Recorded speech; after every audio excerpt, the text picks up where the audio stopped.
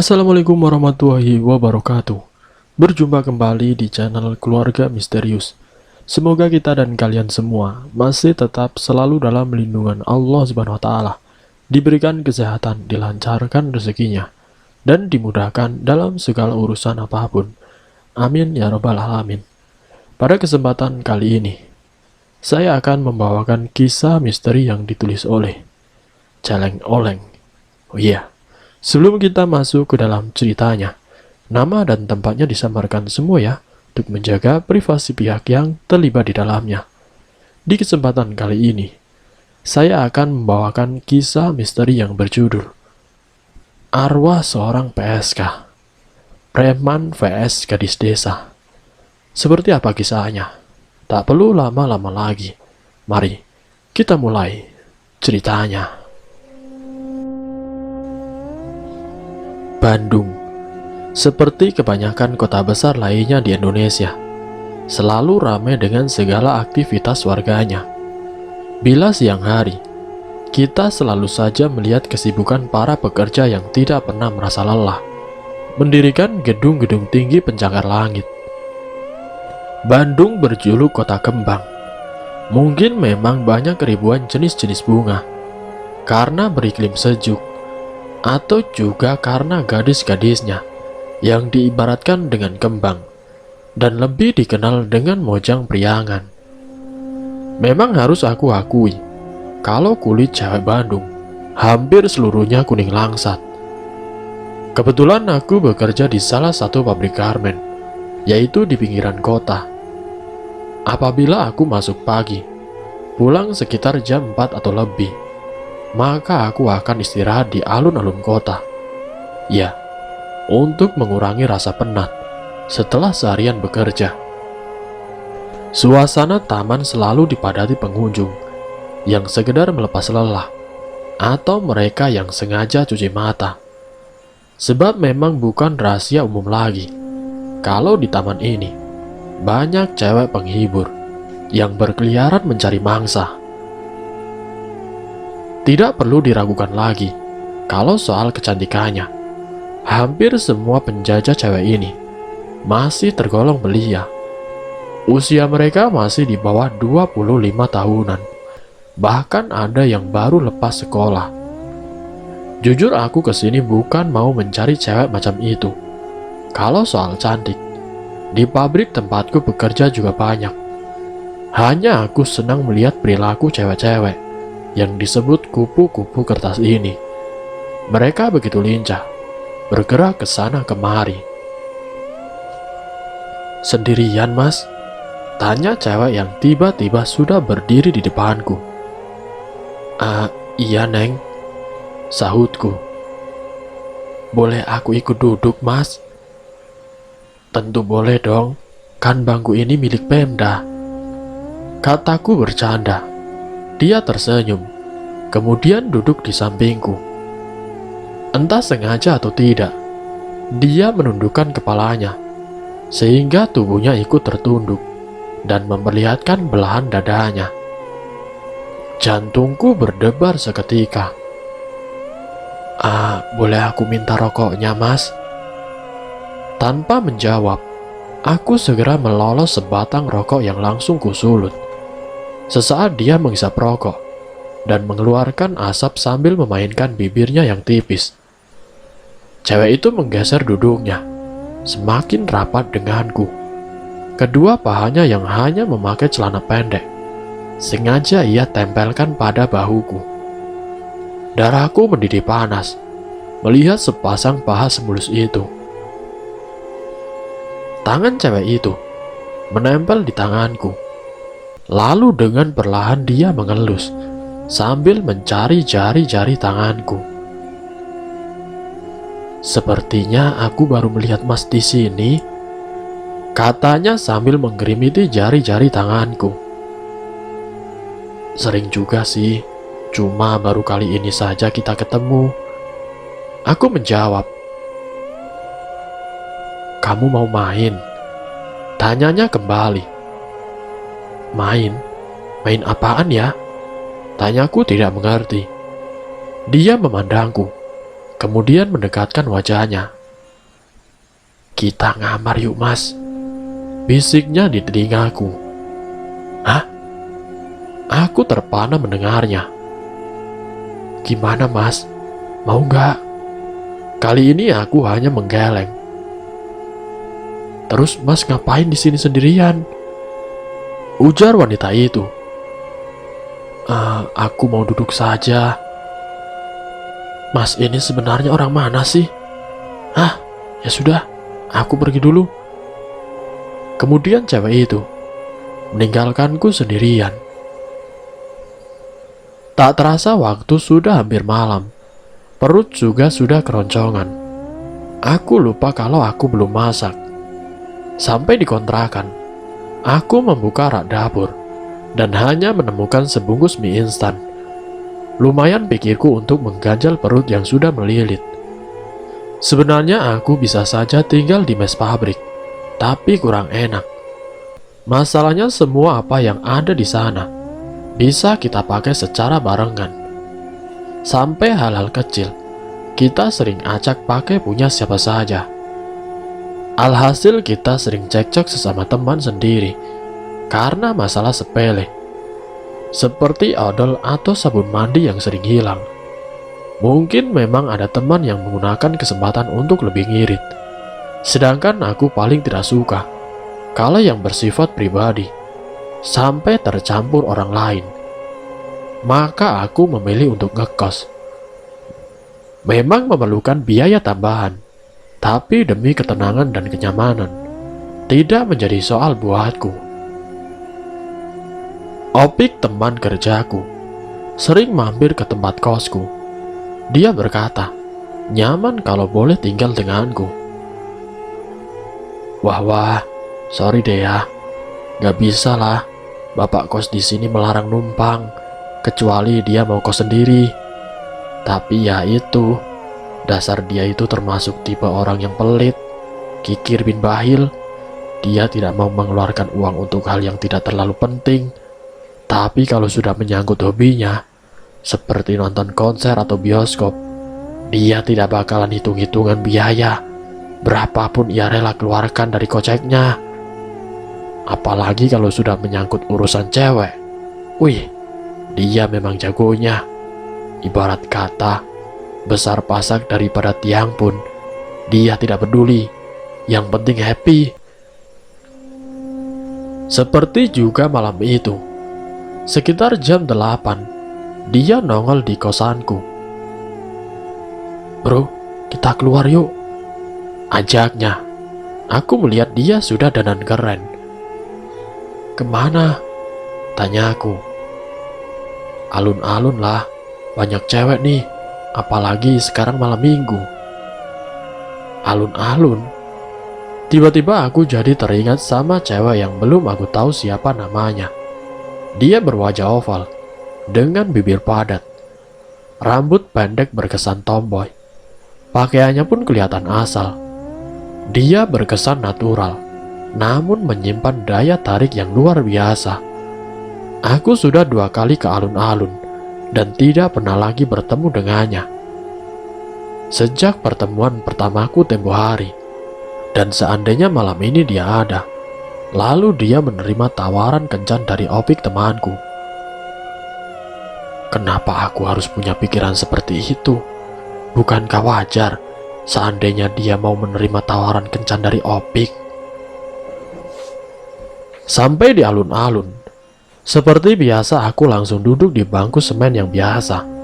Mataku mencari-cari sosok cewek tomboy yang sempat singgah di dalam ingatanku.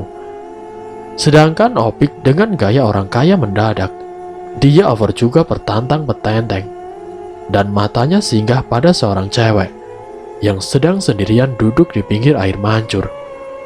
Opik cepat mendekati cewek itu. Mereka pun cepat tenggelam dalam percakapan. Opik memang termasuk tipe cowok humoris yang mudah bergaul dengan siapa saja. "Bro, aku mau ke sana dulu ya sama dia. Kamu mau ikut aku atau tetap di sini?" tanya si Opik. Aku di sini saja ya," jawabku. Kemudian dia pergi menggandeng cewek tadi. sambil tertawa. "Ketemu lagi, Mas? Lagi nunggu siapa, Mas?" Ternyata cewek yang aku pikirkan. Dia nongol juga. Enggak kok. Masa nungguin kamu? Kita kan belum kenal," jawabku. "Arini," katanya sambil mengulurkan tangannya. Aku Tito," jawabku membalas uluran tangannya. Dia berdiri di hadapanku, seperti foto model yang tengah memamerkan body style-nya. Kali ini dia memakai jeans panjang dengan sweater warna putih. "Kamu cantik sekali," kataku tanpa sadar memujinya. "Mulai nih ngegombalin aku. Dari dulu aku sudah cantik kok," balasnya. Kemudian dia duduk di sampingku. "Kamu mau minum apa?" tanyaku. "Apa saja deh yang menurut kamu enak," balasnya sambil memandangku. "Kopi mau?" "Boleh. Mochaccino saja ya, Mas." Lalu aku memanggil pengasong yang kebetulan lewat. "Kamu tinggal di mana?" tanyaku serasa mulai akrab. "Di rumah." "Aku heran sama kamu. Kebanyakan cowok yang nongkrong di sini tuh nyari cewek. Kalau kamu cuma duduk bengong doang." "Emang harus ya?" "Ya enggak juga sih. Tapi yang aku lihat ya begitu." Aku menarik nafas berat, seakan tengah melepas beban yang selama ini menghimpit dadaku. "Sepertinya aku sudah menemukan cewek itu," kataku kemudian. "Oh ya, orang mana?" tanyanya penuh selidik. "Tidak tahu. Dia belum bilang. Dia cuma bilang di rumah. Gitu aja sih." "Oh, geledek ya? Itu kan aku yang bilang," serunya. Lalu jemari kecilnya mencubit bahuku. Dan tanpa disadari, kepala cewek yang bernama Arini itu rebah di pangkuanku. Lebih dari 1 jam, Opi kembali menemuiku. Wajahnya cengengesan seperti menyimpan sesuatu kepuasan. "Kamu dari tadi di sini aja, toh?" Emang kenapa, Pik? Di sini juga ada cewek kok." "Mana? Dari aku pergi sampai aku kesini lagi, kamu cuma sendirian." Kamu itu, dia tadi di sini. Tuh bekas kopinya dia," kataku sambil menunjuk botol mochaccino. Tapi sangat aneh. Di tempat bekas dia duduk, ada setangkai bunga merah. Apakah tadi Arini membawa bunga?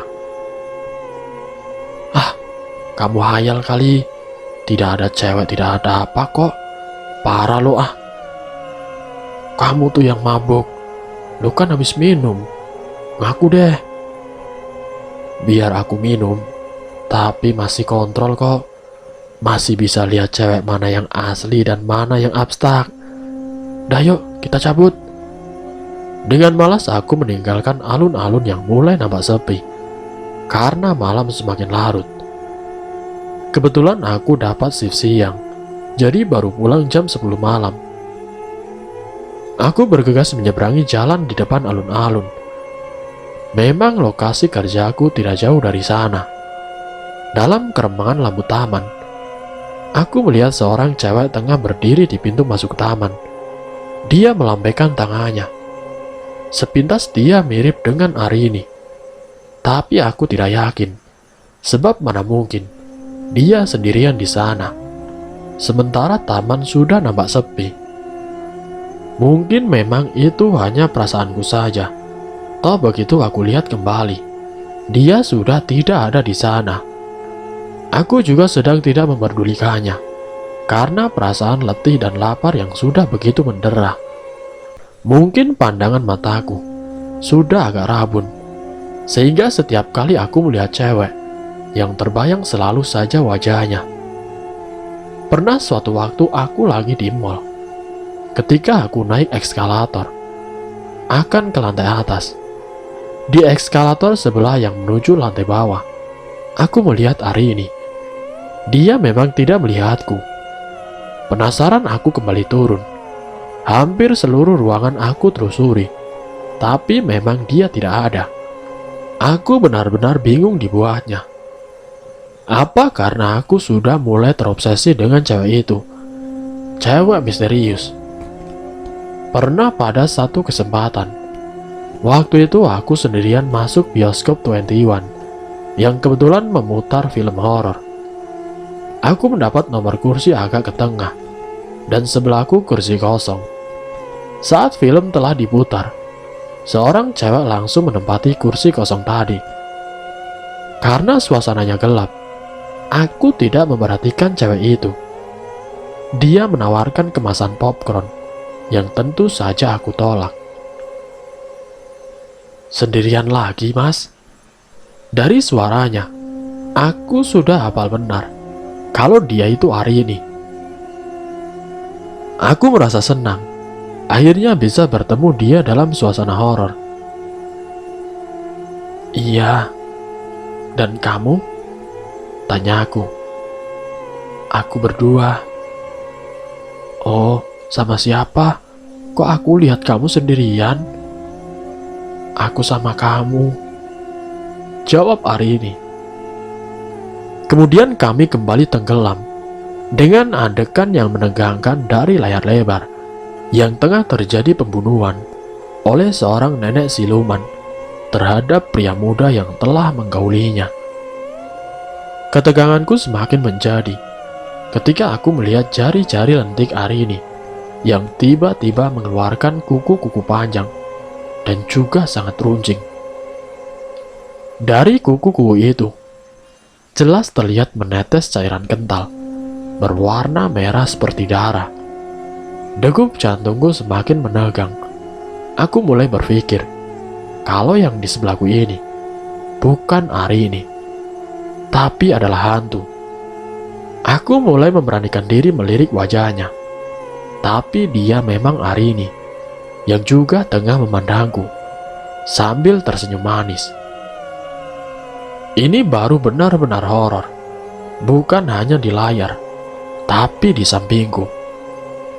Mungkin aku sudah terpengaruh dengan ceritanya yang membuat bulu kuduk berdiri merinding. Sampai-sampai cewek secantik Arini aku bilang hantu. Keluar dari bioskop, kami harus melalui tangga belakang dan turun tepat di halaman tempat parkir. Tempat luas dan minim penerangan. Bisa-bisanya pengelola bioskop yang aku bilang cukup elit membuang penonton keluar melalui belakang gedung. Padahal kami membayar cukup mahal hanya untuk melihat hantu. Aku menoleh ke sampingku. Ternyata Arini sudah tidak terlihat lagi. Padahal dia baru saja berada di sampingku. Penasaran, aku perhatikan ke sekeliling tempat parkiran. Namun dia memang sudah tidak lagi ada di sana. Bagaimana aku bisa mengenal lebih dekat lagi? Sedangkan hanya dalam beberapa saat saja, dia sudah menghilang begitu saja. Akhirnya aku pulang dengan hati dipenuhi tanda tanya. Malam ini aku berniat ingin menguntit kemana ia pulang. Maka aku sengaja tidak duduk di tempat biasanya. Aku hanya duduk di warung tenda sambil menunggu kemunculan cewek itu. Selang tidak beberapa lama, Arini datang juga. Matanya seolah menyapu sekitar, mencari sesuatu. Aku semakin bersembunyi agar tidak terlihat dari luar. Namun mata cewek itu begitu tajam. Dia memandangku sambil tersenyum, senyum yang menggigitkan. Tapi aku tetap pura-pura tidak melihatnya. Sampai akhirnya, dia pergi dari tempat duduknya.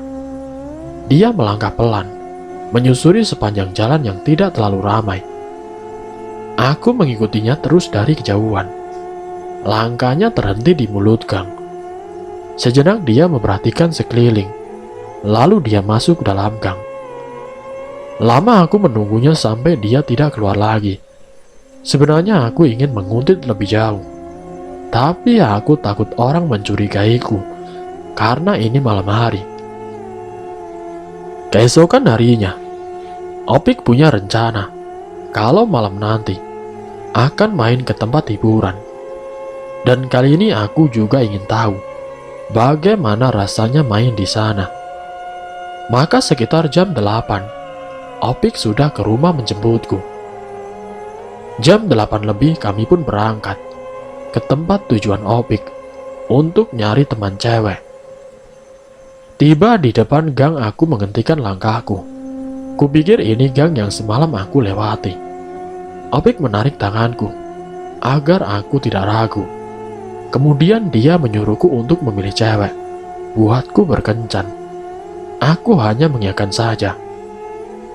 Kulihat Opik sudah mendapatkan cewek yang akan ia ajak kencan. Sedangkan aku masih bingung. Mau apa aku ini?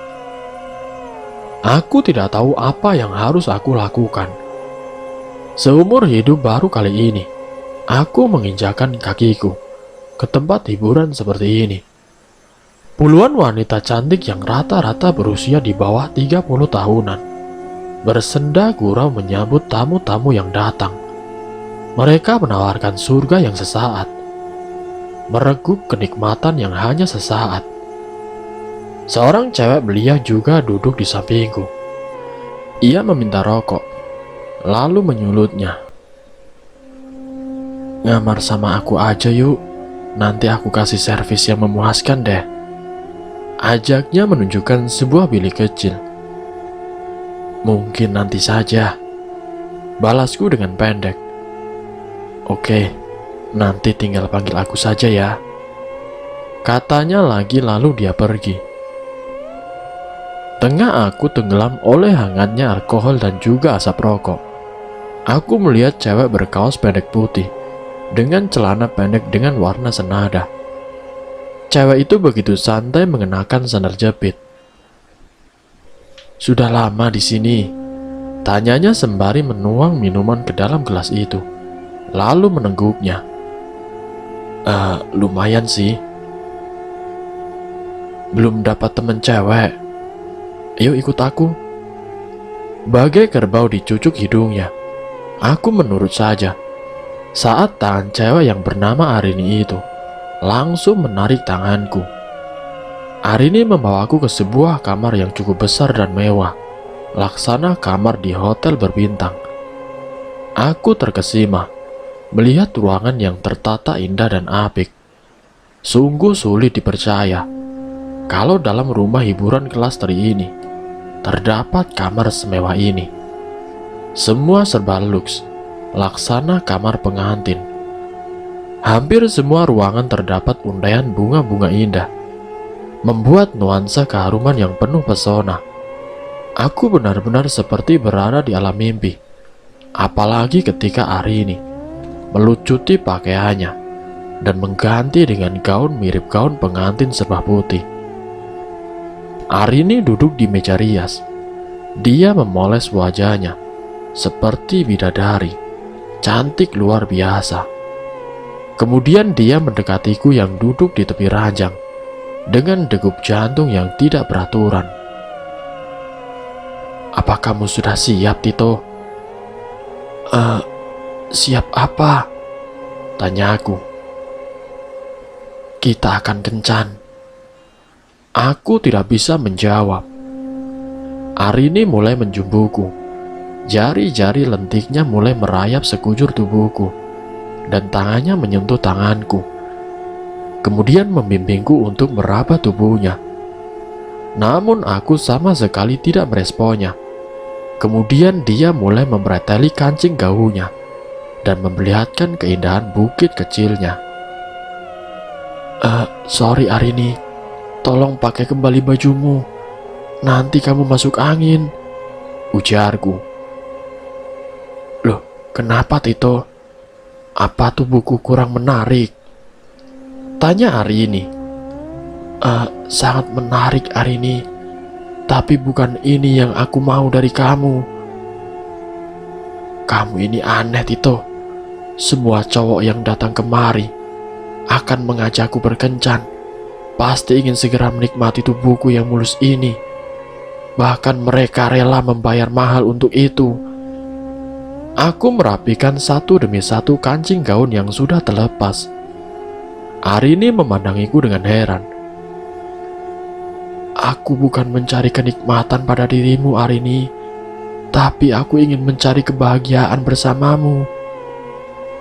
Hah, Tito, tolong jangan bilang kalau kamu mulai menyukaiku dan mulai jatuh cinta padaku.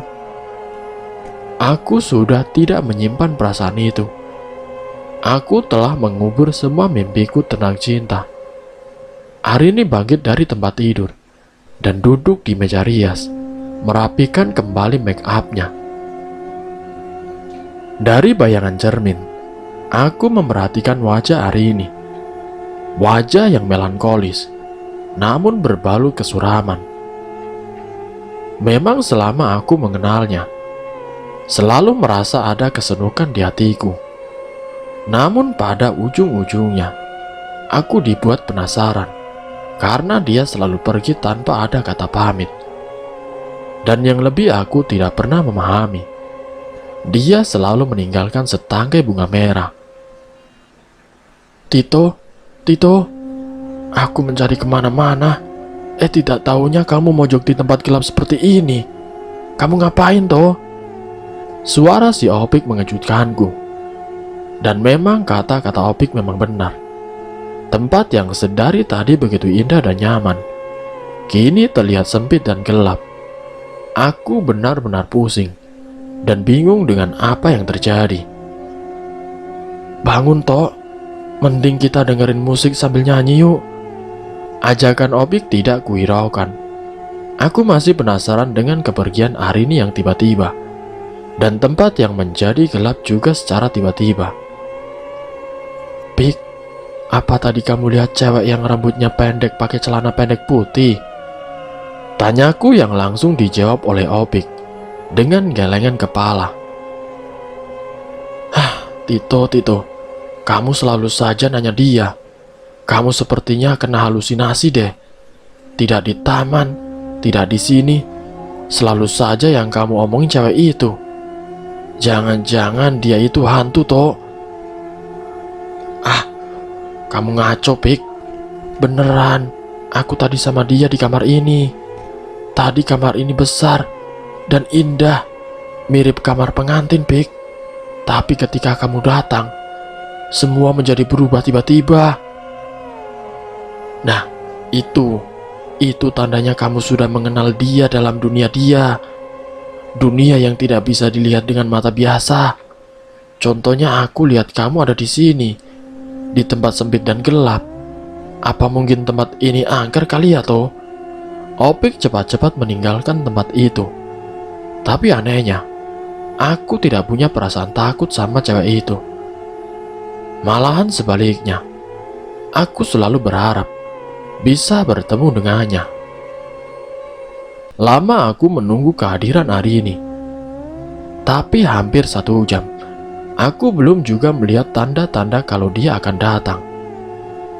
Dari sebuah taman kecil yang berpagar besi rendah, aku melihat seorang balita menangis. Dia bersama seorang cewek yang seumuran dengan Arini. Cewek itu kemudian memberikan botol susu yang langsung ia sumpalkan ke mulut si bayi. Setelah tangisnya mereda, cewek tadi meninggalkan sang bayi sendirian. Banyak orang sekitar tempat itu, tapi mereka seolah tidak peduli. Aku menguntit kemana cewek tadi pergi. Ternyata dia menuju jalan yang agak gelap, dan sampai di depan warung rokok. Dia berhenti. Seorang cowok berambut gondrong menghampirinya. Cewek tadi memberikan uang, lalu kembali berbalik arah. Sebelum dia melintasi samping tembok, aku menghadang langkahnya. Dia nampak terkejut melihatku, dan aku pun terkejut melihatnya. Wajahnya mirip dengan Arini, namun lebih muda.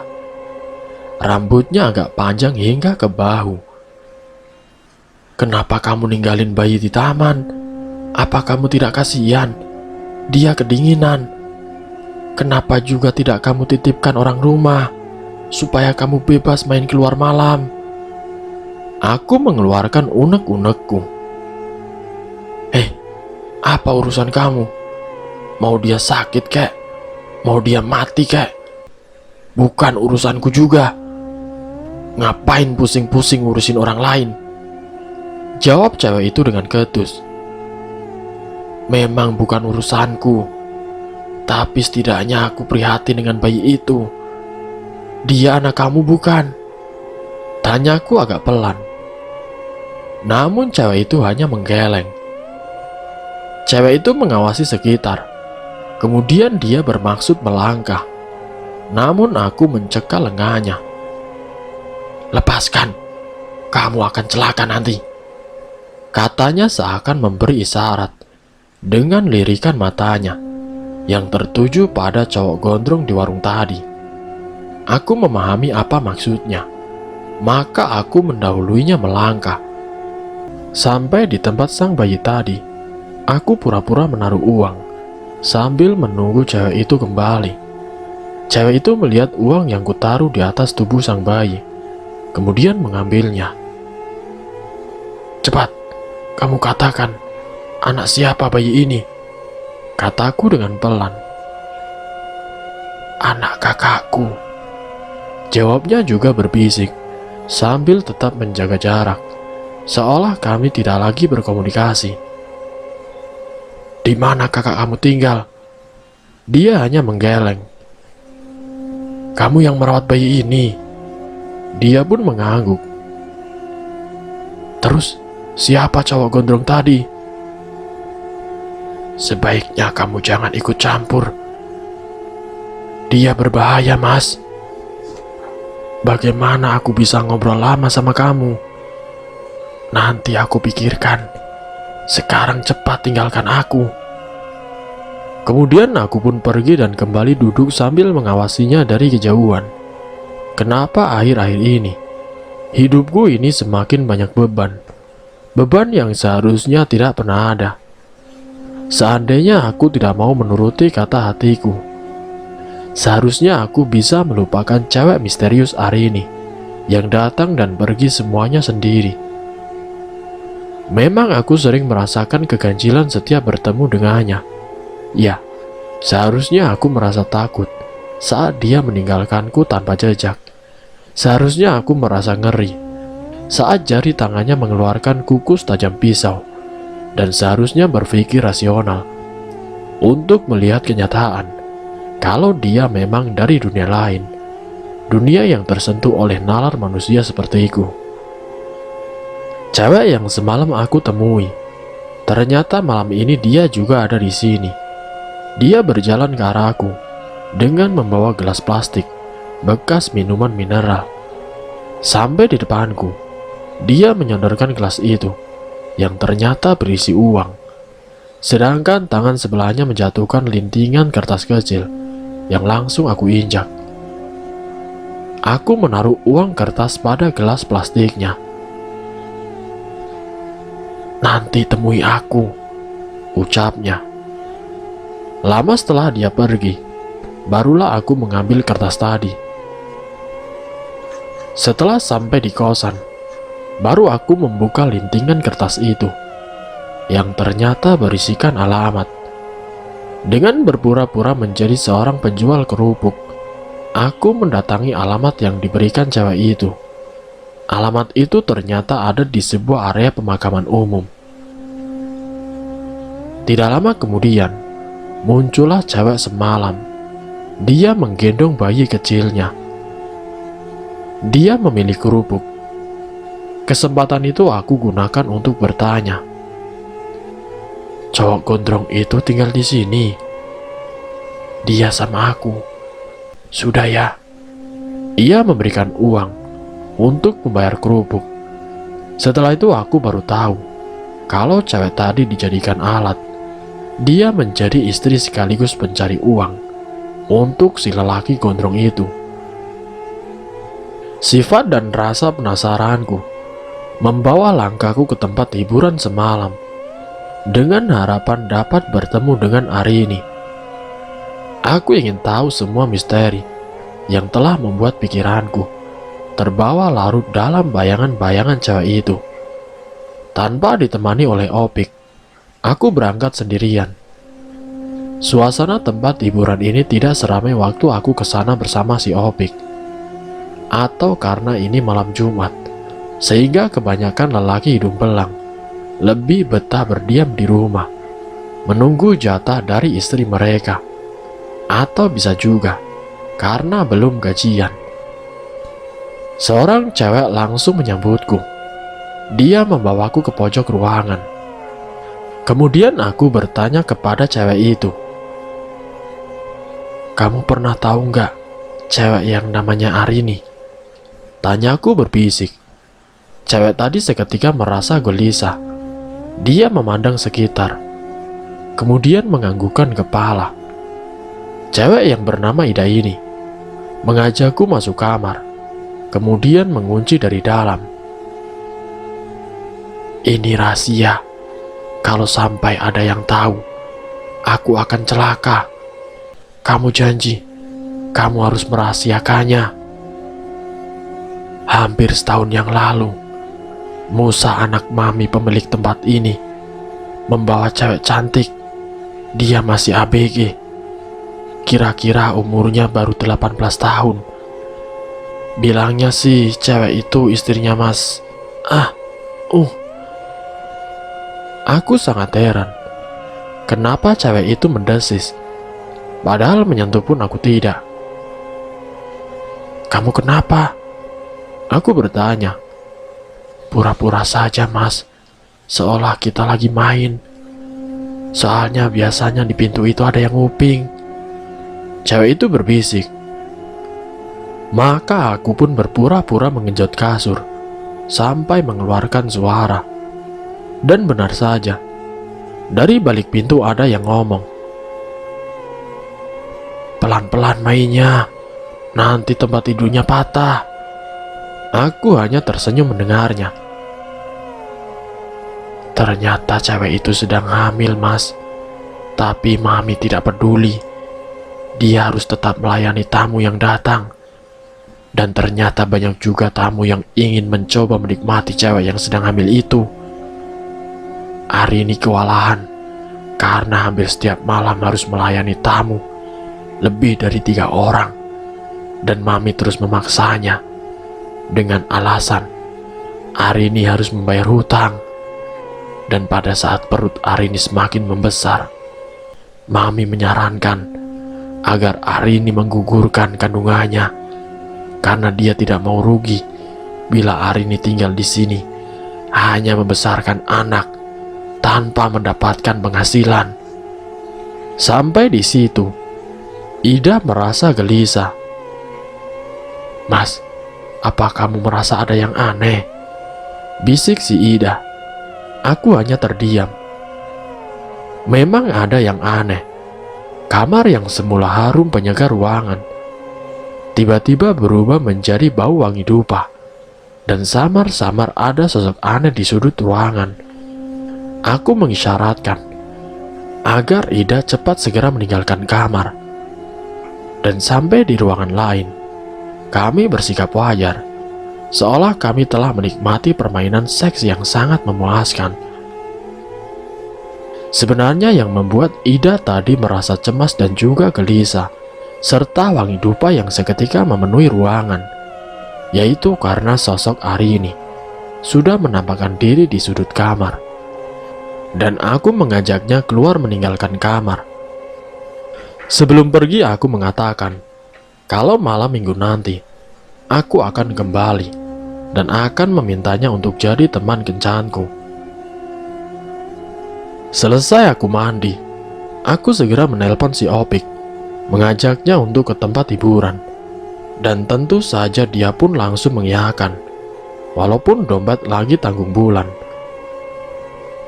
Seperti yang sudah kami sepakati, Ida, cewek yang sudah memberi janji, langsung menggandeng lenganku. Sampai dalam kamar, Ida langsung membuka penutup tubuh bagian atasnya. Aku sempat merasakan gairah dalam jiwaku saat melihat bentuk bukit indah yang memang masih terbilang segar.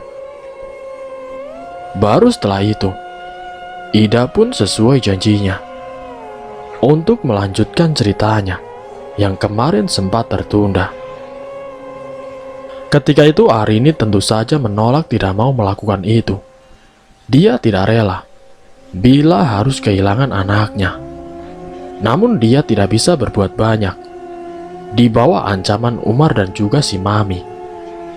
Akhirnya aborsi pun dilakukan saat Arini tidak sadarkan diri setelah diberikan minuman yang mungkin bercampur obat bius. Tapi sayang, sungguh sayang, mungkin obat itu overdosis sehingga nyawa Arini tidak tertolong. Sementara bayi itu tetap selamat meskipun telah digugurkan secara paksa. Malam itu kami semua menjadi panik. Kami takut kalau hal itu juga akan menimpa kami seandainya di antara kami ada yang sampai hamil. Setelah itu kami melihat mereka membawa mayat Arini entah kemana.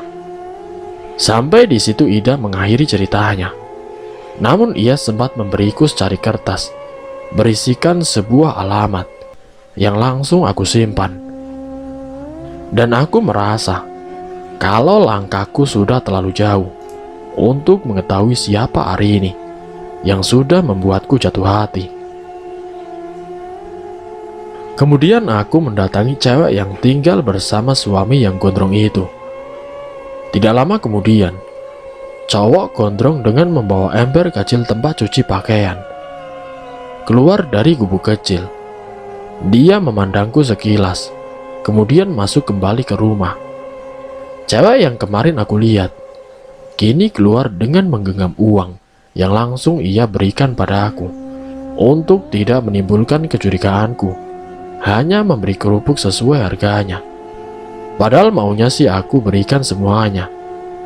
Cewek itu menyelipkan lintingan kertas kecil yang berisi minta tolong. Malam belum terlalu larut, namun karena terlalu capek bekerja, maka aku tertidur dengan cepat. Angin dingin menerobos masuk lewat jendela yang memang belum sempat aku kunci. Dengan malas aku bangun berniat untuk menutupnya. Namun aku sempat terkejut karena aku melihat tepat di bawah tiang listrik, cewek itu berdiri dan tengah menatapku. Arini, aku memanggilnya dengan pelan, namun dia diam saja. Akhirnya aku keluar untuk menemuinya. Arini malah melangkah lebih dulu. Ia menyeberangi jalan yang menuju arah stasiun kereta api. Lalu dengan santainya, dia melewati peron, melewati antrean calon penumpang. Aku tidak mungkin masuk ke stasiun lewat pintu depan, maka aku berusaha menyusuri sepanjang tembok stasiun sampai depo lokomotif. Baru kemudian aku bisa melihat lajur rel utama. Dan dari kejauhan aku melihat Arini tengah berjalan di atas rel sambil membentangkan tangannya, mirip orang sedang bermain atraksi, menjaga keseimbangan badan. Setelah aku berada tidak terlalu jauh, aku melihat dia turun dari rel kereta api dan berdiri di antara bantalan kayu penyangga rel. Arini, kamu mau kemana? Tanya aku. Arini memandangku dengan tatapan matanya yang sayu. Aku tidak tahu. Aku sudah tidak punya tujuan lagi. Semua sudah berakhir, Tito. Tidak, Arini. Semua belum berakhir. Aku ada untukmu. Aku sangat menyayangimu, Arini. Arini semakin tertunduk. Ada isak kecil yang kudengar. Sudahlah, Arini. Sekarang malam semakin larut. Mari kita pulang. Aku membujuknya. Aku sudah tidak punya tempat untuk pulang, Tito. Aku tidak tahu harus kemana lagi. Kini Arini mulai menangis. Tangisan Arini semakin menyesakkan dadaku. Aku ingin merangkul dan juga memeluknya, agar dapat meringankan beban di dalam jiwanya. Aku turun dari atas rel, menuju tempat Arini berdiri. Tapi niatku harus terhenti, karena sebelah kakiku terperosok pada lubang di tanah yang agak berdebu. Aku merasa perih pada telapak kakiku. Setelah kulihat, ternyata kakiku berdarah. Aku mencari penyebab kakiku mengeluarkan darah, dan lebih terkejut lagi setelah tahu benda yang telah menggores kakiku hingga terluka. Ternyata aku menginjak tulang, dan setelah aku amati, bukan hanya satu tulang yang ada di bawah kakiku. Aku sempat gemetar saat melihat tulang belulang yang begitu banyak, dan kepanikanku kian bertambah ketika aku mendengar seseorang mengejutkanku. "Hei, Mas, ngapain di situ? Jangan kencing sembarangan. Nanti kesambet baru tahu rasa." Suara itu berasal dari atas. Benar saja aku melihat seorang petugas keamanan PT KAI tengah berdiri dan menyuruhku cepat naik. Namun sebelum naik, aku melihat ke arah Arini. Lagi dan lagi, kini cewek itu telah raib. Rintik hujan menemaniku pulang. Lumayan sampai di rumah basah kuyup juga. Aku segera mengganti pakaian dan berniat untuk melanjutkan tidur yang tadi terganggu. Namun belum sempat aku memejamkan mataku, bayangan Arini kembali mengusikku. Aku melihatnya tengah menangis di sebuah tempat yang sama sekali asing bagiku. Tempat itu seperti padang tandus, berhamparan gejolak tanah berlumpur kotor. Arini jatuh bangun, tangannya menggapai-gapai seakan meminta pertolongan. Aku ingin menolongnya, namun aku tidak tahu arah mana yang harus aku tempuh. Alam sekitar tempat itu seperti berputar-putar, sehingga aku merasa kepalaku pusing dibuatnya. Aku hanya terduduk, terdiam. Hanya mataku tetap menyaksikan Arini yang berkali-kali terjatuh. Aku ingin berteriak sekeras mungkin agar ada orang lain membantuku untuk menyelamatkan Arini dari hisapan lumpur hidup. Pagi harinya aku mendengar kabar kalau ada gerbong kereta yang anjlok keluar dari rel. Penyebabnya karena bantalan rel yang amblas karena tanah yang kosong. Dan pagi itu juga, dinas PT KAI segera mengadakan perbaikan. Petugas menemukan tulang belulang di tanah yang akan dipasang tumpuan untuk bantalan rel. Dan beberapa hari kemudian, tersiar juga kabar bahwa tulang belulang itu, berdasarkan lab forensik, berjenis kelamin perempuan. Diperkirakan wanita itu meninggal 1 tahun yang lalu. Aku mengaitkan kejadian itu dengan peristiwa semalam, di mana Arini membawaku sampai aku melihat tulang belulang itu. Mungkin Arini memang sengaja memberitahuku lewat caranya sendiri. Sampai kapan pikiranku terbebas dari bayangan-bayangan Arini? Sepertinya tidak ada waktu luang yang tersisa tanpa ada lintasan wajah cantiknya. Tapi kini sekarang berbeda cerita. Kalau saat pertemuan awal-awal kami, aku begitu ingin menjadi kekasih cewek itu. Kemudian aku dibuat bingung dengan segala caranya. Dia mempermainkanku. Dan kini aku semakin penasaran, ingin segera mengungkap tabir misteri yang menyelimuti kehadiran Arini. Di sisi lain, aku mulai tertarik oleh cewek yang mempunyai cowok gondrong tersebut. Wajahnya memang mirip dengan Arini. Dia lebih muda. Namun yang membuat aku heran, kenapa ia mau menikah dengan cowok urakan dan bisa dibilang preman itu. Aku kurang yakin kalau pernikahan mereka dilandasi atas dasar cinta. Yang lebih membuatku miris, kenapa dia selalu membawa bayi mungil yang belum mengerti arti kehidupan, namun harus dipaksa untuk mengerti dengan kekerasan hidup di jalan. Aku membuka lintingan kertas kecil dari cewek istri si gondrong. Dia menulis sebuah alamat. Apa maksudnya? Malamnya aku ke taman dan duduk dekat bayi di dalam pagar kecil. Cewek itu mendekatiku. Aku sudah menyiapkan serbuk untuk campuran kopi. Kemudian aku menyelipkan kertas yang bertuliskan, "Campur bubuk ini pada kopinya agar dia tertidur dan kita bisa ngobrol lama." Aku terpaksa berspekulasi. Seandainya cewek itu ketahuan memberi serbuk obat, maka tidak tertutup kemungkinan dia akan menerima hajaran dari si gondrong. Dan seperti biasa, pagi itu pun aku menawarkan kerupuk ke tempat cewek langgananku. Seperti biasa pula, cewek itu membeli, kemudian masuk kembali. Namun kali ini ada yang berbeda. Dia juga menulis pesan agar aku menunggunya di seberang jalan. Cukup lama aku menunggu kedatangannya, sampai akhirnya dia datang. Aku segera masuk warung kopi agar dia mengikutinya. Aku memesan 2 gelas minuman agar tidak terlalu membuat curiga. Setelah cewek tadi bisa mengatur nafas, barulah dia bercerita. Si gondrong itu sebenarnya suami kakakku. Dulu penampilannya baik dan sopan. Dia juga rapi, tidak seperti sekarang. Maka wajar kalau kakakku juga menyukainya. Namun setelah menikah, kakakku dibawa oleh suaminya. Namun hampir setahun tidak lagi pernah kembali. Bahkan memberi kabar pun tidak. Baru beberapa bulan yang lalu, suami kakakku datang ke rumah di kampung. Dia memberi kabar kalau kakakku sudah melahirkan.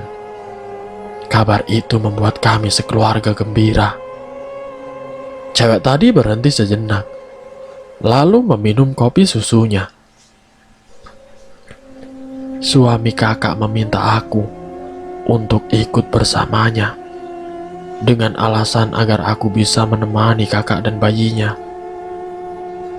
Namun apa yang terjadi sungguh di luar dugaan.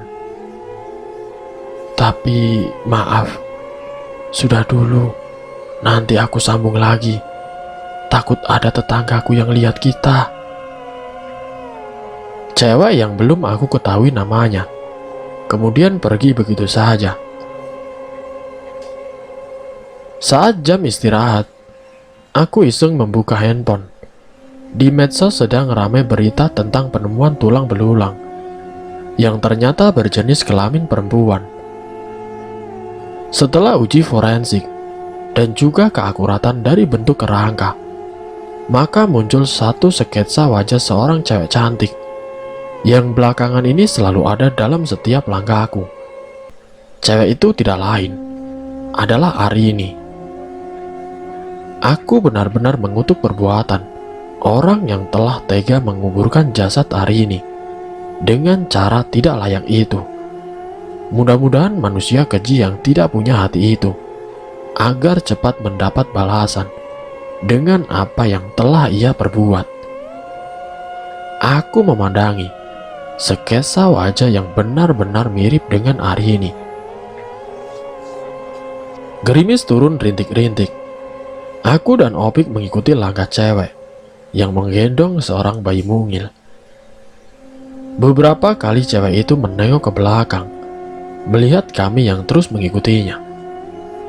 Sampai di depan warung rokok, cowok gondrong segera menghampiri cewek tadi. Dia menandakan telapak tangannya, meminta jatah uang pada cewek itu. "Mana uang hasil hari ini?" seru cowok itu, melihat si cewek diam saja. "Maaf mas, aku belum dapat uang. Tadi hanya beberapa ribu sudah aku belikan susu untuk anak kita." "Apa? Kamu belum dapat uang? Dasar cewek goblok." Telapak tangan cowok itu mendarat di wajah si cewek, membuatnya terhuyung. Aku tidak tega. dan kesal melihat seorang cowok menyakiti cewek di depan mataku. Maka aku segera menghampiri mereka. "Hei bang, tolong jangan kasar dengan perempuan. Apalagi dia bawa bayi. Coba kalau sampai jatuh, bayi itu bagaimana?" Kataku mencoba menasehati. "Siapa kamu? Berani benar ikut campur rumah tangga orang. Aku mau tampar kek, mau apa kek, bukan urusan kamu." Cowok itu mendekatiku. Dia menarik leher bajuku. "Sekarang aku minta, serahkan semua harta kamu. Cepat keluarkan dompet dan HP kamu." "Jangan mas, jangan ganggu dia," teriak cewek yang masih menggendong bayinya. "Ah, minggir kamu, cewek tidak ada gunanya." Kembali cowok gondrong itu mendorong sang cewek hingga terjembab. Aku benar-benar muak dengan kelakuan cowok itu. Maka dengan sekuat tenaga, aku melepaskan pegangan tangannya pada leherku. Bah! Sebuah pukulanku telak menghantam wajahnya, dan sebuah tendanganku bersarang di perutnya. Cowok itu terjatuh di jalan aspal. Dia berusaha bangkit, lalu dia bangkit kembali. Dari balik pinggangnya, dia mengambil sesuatu yang ternyata sebilah pisau belati komando. Melihat itu hatiku agak ciut. Opik juga berseru mengingatkanku untuk tetap waspada. Kini cowok gondrong itu sudah mengenduskan belati dan kemudian mengacungkannya. "Kamu harus mati di tanganku." "Wah!" teriaknya, membuatku terus semakin tersurut mundur. Namun tiba-tiba keanehan terjadi. Sesaat belati itu menghujam. Tiba-tiba saja, des! Entah kenapa, tubuh cowok itu terpental hingga beberapa meter. Dia kembali menggelepar di aspal. Dari kepalanya yang terbentur, kini mengucur darah segar. "Arini, kamu sudah mati. Ampun Arini, ampun, jangan bunuh aku," teriak cowok itu. Kemudian bangkit terhuyung-huyung. Dari arah belakang cowok itu, sebuah mobil melaju dengan kencang. Sang pengemudi tidak dapat mengendalikan mobilnya. Dar! Tubuh si gondrong dihantam oleh mobil hingga terpental cukup jauh. Dia menggelepar beberapa saat sebelum akhirnya diam tidak berkutik. Dalam sekejap saja, tempat itu telah dipenuhi oleh massa. Dari mereka kebanyakan mengucap syukur atas kematian si gondrong yang telah mereka kenal sebagai preman yang meresahkan warga maupun pengguna jalan. "Jangan-jangan dia yang sudah bunuh istrinya dan dikubur di dekat rel itu," kata salah seorang warga yang sudah hafal benar dengan perangai cowok gondrong itu. "Mungkin arwah istrinya balas dendam," timpal yang lain. Dan bermacam-macam pendapat pun bertumpangan tentang si gondrong yang ternyata bernama si Umar, yang juga suami dari cewek yang selalu membawa bayi. "Terima kasih Tito, kamu sudah begitu baik, mau melindungi adik dan anakku," Arini berkata pelan sambil mengapit lenganku. Tidak seorang pun yang melihat kehadirannya selain diriku. "Adik dan anakmu?" tanyaku tidak sadar. Beberapa orang melihat ke arahku. Mereka nampak keheranan karena aku bicara sendiri. "Ya, Deno adalah adikku. Dia juga telah dijadikan budak nafsunya. Tito, maukah kamu menjaga anak dan juga adikku?" tanya Arini penuh harap. Aku belum bisa menjawab. Namun Arini sudah tahu kalau hatiku berbunga seketika itu juga. Dan cewek yang bernama Deno itu kini sudah berdiri di sebelahku. "Mas, kamu tadi bicara sama Kak Arini ya?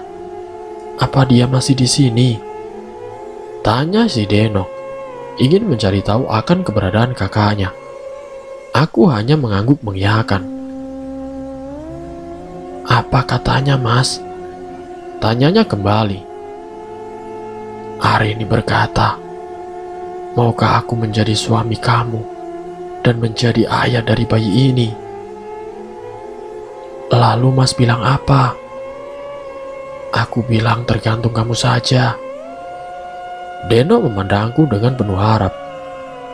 Dan tanpa tersadar, tangan kami sudah saling menyatu begitu erat. "Jaga adikku, jaga anakku. Aku harus pergi." Arini membisikkan kata-kata sebelum dia pergi. Aku hanya terdiam dan belum bisa menjanjikan apa-apa.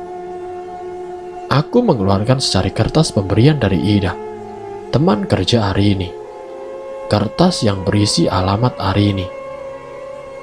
Alamat itu kemudian aku tunjukkan pada Denok. Setelah dia melihat dan membacanya, dia pun langsung mengangguk. Keesokan harinya aku mengantar Denok pulang ke kampung halamannya. Kedua orang tuanya langsung memeluk si Denok dan memeluk bayi kecil yang belum mengenal dosa. Denok memperkenalkan aku pada mereka, yang langsung merespon, "Tinggallah di sini bersama kami." Begitu ucapan mereka saat aku ingin kembali. "Iya, aku akan kembali untuk Denok dan juga anak Arini," balasku. Kemudian aku meninggalkan mereka, namun dengan hasrat agar cepat kembali berkumpul dengan mereka. Semoga arwah Arini kini bisa tenang karena orang yang ia sayangi telah kembali pulang. Dan selesai. Itulah kisah misteri yang berjudul Preman dan Gadis Desa. Semoga dari kisah ini kita dapat mengambil hikmah dan juga pelajarannya. Ambil sisi positifnya dan buang jauh-jauh sisi negatifnya. Terima kasih untuk kalian yang sudah mampir di channel kami. Jika kalian tertarik dengan video kami, silakan tekan tombol like, share, dan komen. Tekan subscribe untuk mengikuti video-video kami yang selanjutnya. Wassalamualaikum warahmatullahi wabarakatuh.